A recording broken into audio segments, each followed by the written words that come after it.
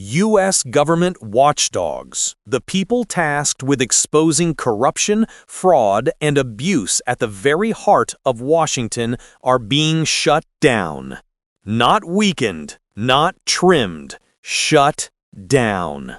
Yeah, you heard that right. The Trump administration has moved to defund the Council of the Inspectors General on Integrity and Efficiency, the backbone network that keeps 72 federal agency inspectors general connected, trained, and effective. Without it, oversight collapses. Whistleblowers lose their lifeline, and the machinery of accountability that protects billions of taxpayer dollars grinds to a halt. Here's the kicker. This isn't just a budget fight. It's a power play that could unleash corruption across the U.S. government. Let's step back. What exactly is SIGIE? The Council of the Inspectors General on Integrity and Efficiency, created by law in 2008, supports every federal agency inspector general, from the Pentagon to the Department of Health and Human Services. These inspectors general are the watchdogs who investigate waste, fraud, and abuse in government programs. Their reports have saved billions of dollars, exposed scandals from the IRS to the Secret Service, and even led to criminal prosecutions. SIGIE isn't just a coordination office. It runs Oversight.gov, the public portal where whistleblower reports and audit findings are published. It trains hundreds of investigators each year. It sets professional standards so investigations can hold up in court. In other words, it's the glue holding the integrity system together. And until now, it's been funded through the Office of Management and Budget. But in late September 2025, the Trump White House ordered OMB to cut that funding entirely. Roughly $6 million a year, gone. The result? SIGIE is preparing to furlough about 25 employees and suspend operations. Think about that. The oversight body meant to keep an eye on a $6 trillion federal government can't even pay its own staff. Now here's where it gets explosive. Former inspectors general and transparency watchdogs are sounding the alarm. Glenn Fine, who once led the Defense Department's Inspector General Office, called it a devastating blow to accountability. Danielle Bryan of the Project on Government Oversight warned that this move could silence whistleblowers at the very moment they are most needed. Inside Washington, the shockwaves were immediate. Inspectors general across agencies are scrambling. Without SIGIE, their ability to coordinate investigations, especially cross-agency probes into massive fraud, collapses. Imagine trying to track COVID relief fraud, Medicare billing scams, or defense contract kickbacks without a shared investigative hub. And the timing couldn't be sharper. The government itself is already teetering on the edge of a shutdown after bitter clashes in Congress. Now, with watchdogs sidelined, billions in emergency spending could flow with almost no oversight. Trump, for his part, has defended the move as cutting waste.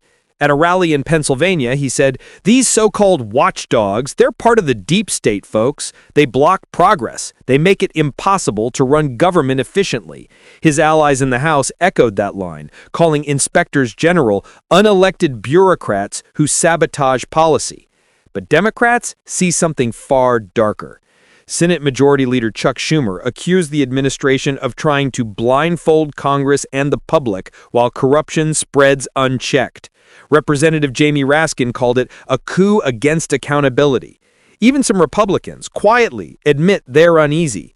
Senator Mitt Romney warned, "We may not like every Inspector General report, but we cannot govern without oversight." Meanwhile, whistleblowers are panicking. Without SIGIE's secure infrastructure, they fear retaliation and exposure. One former federal employee told reporters, "This is how you kill oversight. You scare the truth-tellers into silence." So, what happens next? First, the immediate fallout. CIGE staff are bracing for furloughs. The Oversight.gov portal could go dark within weeks. Training programs for federal auditors are already being canceled. That means fewer investigators prepared to dig into complex fraud cases. Second, legal questions are erupting. Experts argue that OMB cannot simply defund a statutory body without congressional approval. The law that created CIGE explicitly placed it within the executive branch but made its operations mandatory. If this goes to court, it could trigger a major separation of powers fight, one that pits the Trump White House against the very idea of independent oversight. Third, Congress is under pressure to respond. Democrats are drafting emergency legislation to restore CIGE's funding directly through appropriations, but Republicans, emboldened by Trump's stance, may block it in the House. That sets up a potential showdown in the Senate, and another partisan flashpoint just as the government approaches a shutdown deadline. And here's the real-world consequence. Ordinary Americans are the ones at risk. Without inspectors general working in sync, taxpayer money vanishes more easily into fraud schemes. Veterans lose benefits to scams. Medicare billing fraud skyrockets. Defense contractors overcharge with impunity. The watchdogs that save billions every year are sidelined, all for what amounts to a rounding error in the federal budget. Yeah, you heard that right. $6 million cut from watchdogs could open the door to billions in corruption.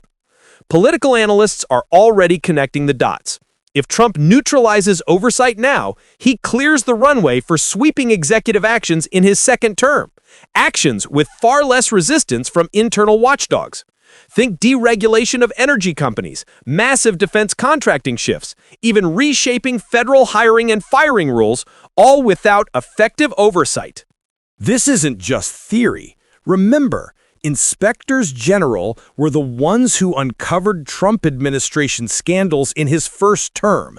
Misuse of security clearances, politicized COVID response, agency mismanagement. By defunding their counsel, Trump weakens the very infrastructure that embarrassed him before. It looks less like budget efficiency and more like payback. But here's the part nobody's talking about. What happens if Congress fails to act and oversight really does collapse? To answer that, we need to look at history. Independent watchdogs have always been the thin line between power and abuse. During the Nixon era, inspectors general uncovered fraud in defense contracting even as the Watergate scandal unraveled. In the 1990s, they exposed billions in Medicare waste, shaping reforms that still exist today. And in the post-9/11 era, watchdogs revealed mismanagement in homeland security contracts, saving taxpayers billions. Now, compare those eras to today. With Trump openly hostile to oversight, the removal of CIGE is more than a budget cut. It's a precedent. It signals that presidents can dismantle accountability infrastructure if it threatens their agenda. Future administrations, Democrat or Republican, might adopt the same tactic. Once one president normalizes the erosion of oversight, the guardrails are gone. And think about the ripple effects. Inspectors general are supposed to be independent, but they depend on trust. When whistleblowers see the very counsel that protects them vanish, they may never come forward. That silence doesn't just protect Trump's administration. It creates a chilling effect that lingers for years. Political warfare also escalates. Democrats are framing this as an assault on democracy itself, while Trump's allies call it liberation from bureaucratic sabotage. That framing feeds directly into America's polarized information ecosystem. Fox News hosts portray inspectors general as swamp creatures. MSNBC warns of authoritarian creep. Social media, predictably, explodes into tribal outrage. The divide deepens. And at its core, this is about revenge politics. Trump has never forgiven inspectors general for investigating his cabinet secretaries, his COVID response, and even his own use of government resources. By defunding their counsel, he sends a clear message. Cross me, and I'll dismantle the system that empowers you. That's not just governance, that's vendetta. So where does this go from here? There are 3 possible scenarios, each with dramatic consequences. Scenario 1. Congress restores funding. If enough Republicans break ranks, Congress could pass emergency appropriations to keep SIG alive. That would signal that even in Trump's Washington, there are limits to executive overreach. But it would also fracture the GOP, pitting Trump loyalists against institutionalists. That fracture could spill into primaries, leadership fights, even 2026 midterm strategies. Scenario 2. Courts intervene. If lawsuits move quickly, a federal court could rule that OMB lacks authority to defund a statutory oversight body. That would hand Trump a legal defeat, but not without cost. By the time the courts act, SIG might already be gutted, staff furloughed, and investigations stalled. Oversight delayed is often oversight denied. Scenario 3. Oversight collapses. If Congress stalls and courts drag their feet, watchdogs lose their central hub. Agencies operate in silos, whistleblowers go quiet, and corruption festers in the shadows. Billions in federal dollars could leak through fraud and abuse before the public even realizes what's happening. And Trump, emboldened, could pursue a broader strategy of stripping away every internal check on executive power. Which scenario plays out depends on how much pressure builds in Congress, in the courts, and in public opinion. And that's where you come in. Because this isn't just an inside the Beltway drama. It's your money, your democracy, your government at stake. When watchdogs go silent, corruption doesn't just trickle, it floods. So ask yourself, is this accountability reform, or is it revenge dressed up as efficiency? Is this about saving $6 million or about clearing the runway for unchecked power? One thing's for sure, this story isn't ending here. The shutdown clock is ticking, lawsuits are lining up, and the fight over America's watchdogs may just become the fight that defines Trump's second term. Like, share, subscribe. Trust me, this battle is only beginning.